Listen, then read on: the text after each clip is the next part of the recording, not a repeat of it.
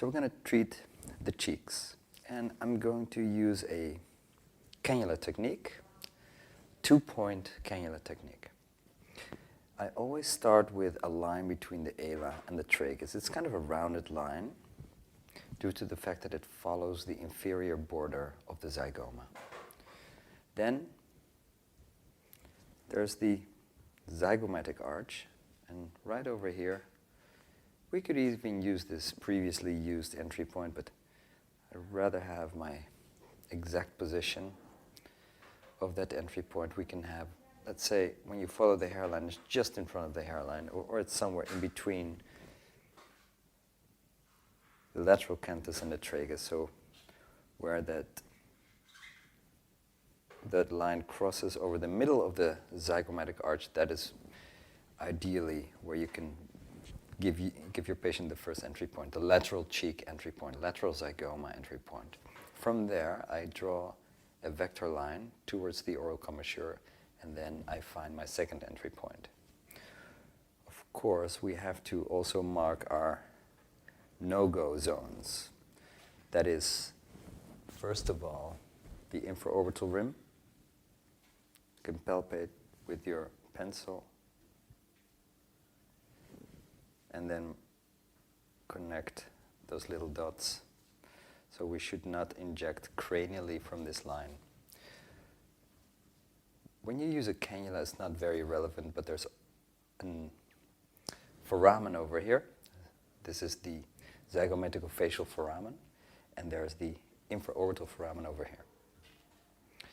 Now, as a general rule of thumb, above this alotragal line, I will be injecting periosteally. So that means that we have to take the position of these foramina into consideration, because that's exactly the level in which we're going to place the product.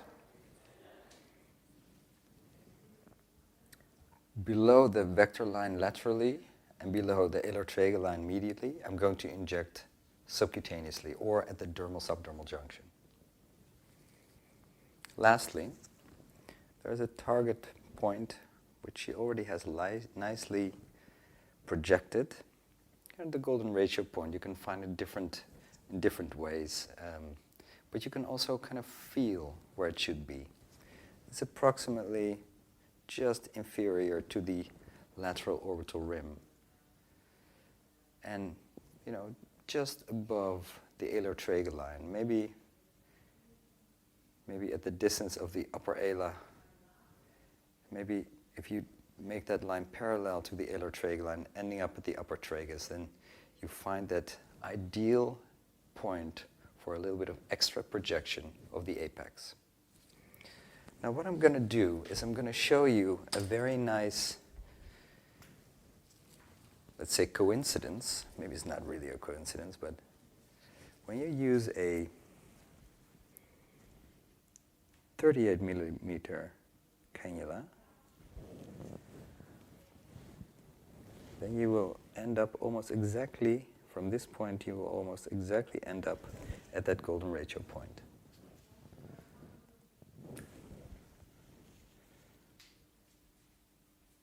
And I will use non-diluted calcium hydroxylepotide. So that will be containing integrated lidocaine in the product. As you can see, the distance from this entry point to that golden ratio point is almost exactly 38 millimeters somehow. So I will introduce the cannula into the skin. Can you swap this, please? And I lift up the tissue because I want to go deep. And she hears some noises. 1, 2, 3, click.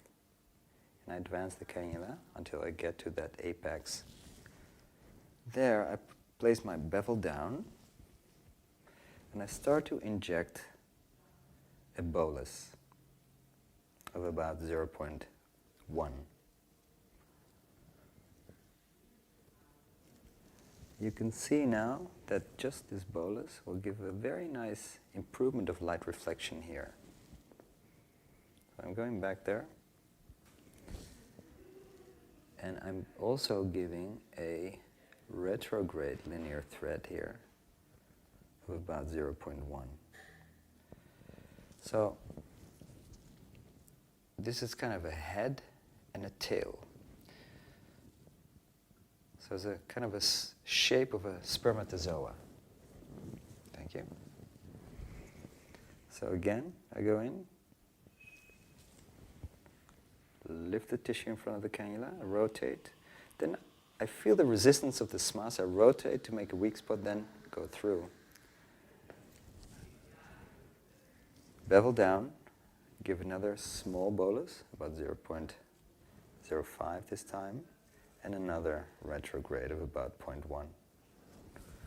I go down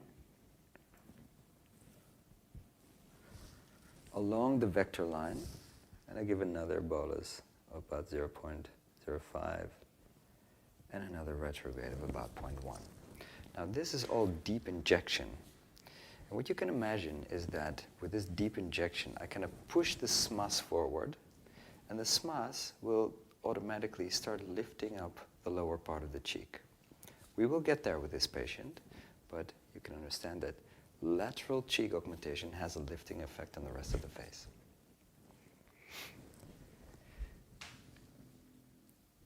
We're going to move to the medial cheek entry point. And I'm not going to inject the tear trough right now, but I'm going to go with my cannula in between the infraorbital foramen and the orbital rim. That is my first target. So first I have to go deep, lift up the cheek, rotate the cannula, press through the SMAS, click, advance it until I get to that area in between the infraorbital foramen and the infraorbital rim. I have to check the tip location to see if I'm right here.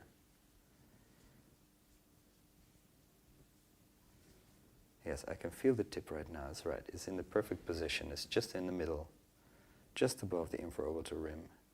And I'm placing a retrograde linear thread of approximately 0.1 to 0.15. I advance it into the area, the direction of the infraorbital foramen. Now I feel with my finger the depression of the foramen, and with my cannula, while I advance, I feel some pressure with that finger that is placed on the foramen. So from here, I want to stay just lateral to the foramen in order to prevent product placement on that sensitive area. So I will start with a little bolus, about 0.05, and a retrograde of about 0.1 in the deep medial cheek fat compartment.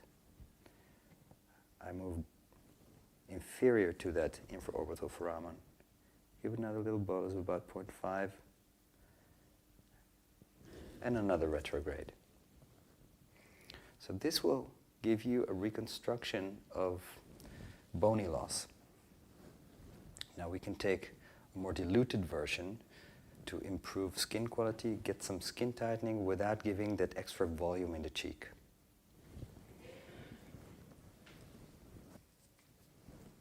All right, so in order to prevent infection, I will place this swab drench in some disinfection onto the hair. I've also disinfected the hair just to make sure I reduce all risk possible.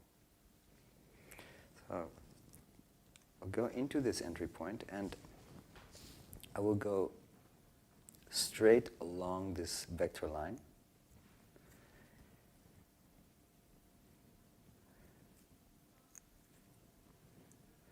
And start injecting approximately 0.05 milliliters per retrograde.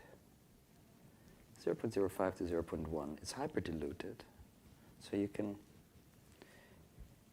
you could inject a bit more than 0.05. This is not really a problem. But in order to be economic with the product, it's better to use minimal amount because we just need to stimulate the skin over here, make that skin nice and firm.